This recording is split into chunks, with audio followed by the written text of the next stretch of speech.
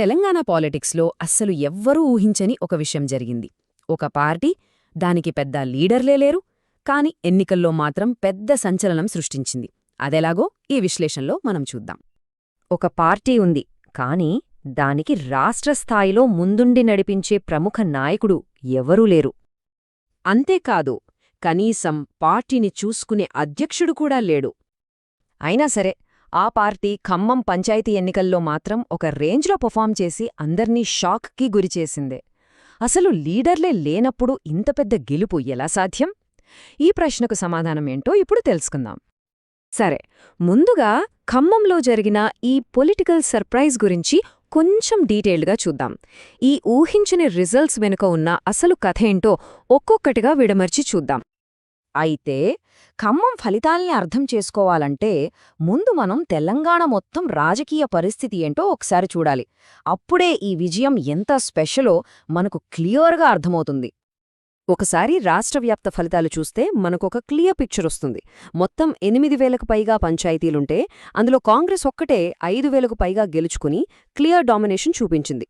ఇక బీఆర్ఎస్ ఏమో 2,500, బీజేపీ 300 స్థానాలతో సరిపెట్టుకున్నాయి. ఈ లెక్కల్లో ఎక్కడా మనకు టీడీపీ పేరు వినిపించట్లేదు కదా. మరి అలాంటప్పుడు ఖమ్మంలో ఏం జరిగింది? ఇదే అసలు మిస్టరీ. ఈ మిస్టరీని ఛేదించాలంటే మనం కొంచెం వెనక్కి వెళ్ళాలి, పార్టీ చరిత్రలోకి. ఒకప్పుడు టీడీపీకి తెలంగాణ ప్రజలకు మధ్య చాలా బలమైన బంధముండేది. ఎన్టీఆర్, ఆ తర్వాత చంద్రబాబు నాయుడు హయాంలో తీసుకున్న కొన్ని నిర్ణయాలు తెలంగాణ సమాజంపై చెరగని ముద్ర వేశాయి. ₹2కే కిలో బియ్యం పథకం. అప్పట్లో అది పేదలకు ఎంత పెద్ద భరోసానో. ఇక వంశపారంపర్యంగా వస్తున్న పటేల్ పట్వారీ వ్యవస్థను రద్దు చేయడం గ్రామాల్లో ఒక రకమైన పెత్తనాన్ని అరికట్టింది. మహిళలకు ఆస్తి హక్కు ఇవ్వడమనేది అప్పట్లో ఒక విప్లవం లాంటిది. సో ఇలాంటి పాలసీల వల్లే టీడీపీకి చాలా స్ట్రాంగ్ లాయల్ ఓటు బ్యాంక్ ఏర్పడింది. కానీ కథ ఇక్కడితో అయిపోలేదు. తెలంగాణ ఉద్యమం టైంలో టీడీపీ మీద తెలంగాణ వ్యతిరేక పార్టీ అనే ముద్రపడింది. చాలామంది సీనియర్ నాయకులు పార్టీని వదిలేసి బీఆర్ఎస్లోకి వెళ్ళిపోయారు. దీంతో పార్టీలో ఒక రకమైన లీడర్షిప్ వాక్యూమ్ ఏర్పడింది. నిజం చెప్పాలంటే ఈ దెబ్బలతో ఆ పాత వారసత్వమంతా కొట్టుకుపోయి ఉండాలి. కాని అలా జరగలేదు. ఇప్పుడు నేరుగా మనం ఖమ్మం జిల్లా రిజల్ట్స్ దగ్గరికి వద్దాం. ముఖ్యంగా వైరా, సత్తుపల్లి, మధిర లాంటి ఏరియాల్లో టీడీపీ అభ్యర్థులు పెద్ద లీడర్ల సపోర్ట్ లేకుండానే కేవలం పార్టీ జెండాను, సైకిల్ గుర్తును నమ్ముకుని పోటీ చేసి గెలిచారు.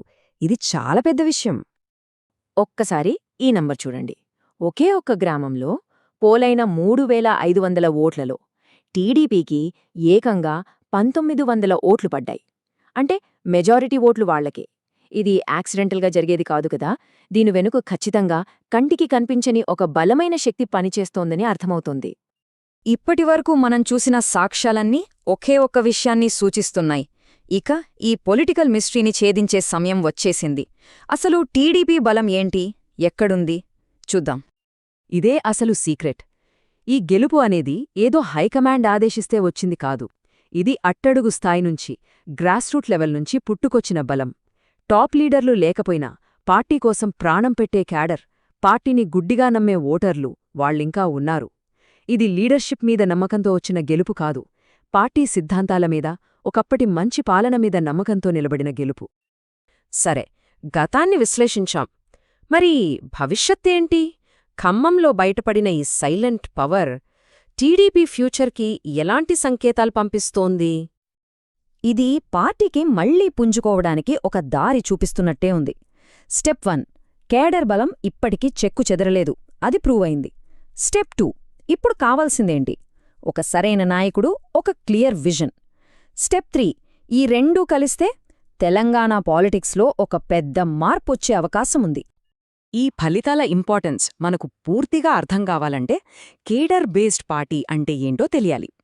సింపుల్గా చెప్పాలంటే పార్టీ బలం అంతా పైనున్న లీడర్లలో కాకుండా కింద క్షేత్రస్థాయిలో పనిచేసే కార్యకర్తలోనే ఉంటుంది. ఖమ్మంలో మనం చూసింది సరిగ్గా ఇదే. సో ఫైనల్గా ఈ అనాలిసిస్ నుంచి మనం తీసుకోవాల్సిన మెయిన్ పాయింట్ ఇదే. ఖమ్మం రిజల్ట్స్ ఒకటే ఒక క్లియర్ మెసేజ్ ఇస్తున్నాయి. లీడర్లు పార్టీని వదిలేసినా ఓటర్లు ఇంకా పార్టీతోనే ఉన్నారు. టీడీపీ ఇంకా బతికే ఉంది. ఈ మొత్తం విశ్లేషణ మన ముందు ఒకే ఒక్క పెద్ద ప్రశ్నను ఉంచుతోంది. ఖమ్మంలో కనిపించిన ఈ కేడర్ బలాన్ని వాడుకుని తెలంగాణలో టీడీపీ మళ్లీ తన పూర్వ వైభవాన్ని సంపాదించుకోగలదా? దీనికి సమాధానం కాలమే చెప్పాలి.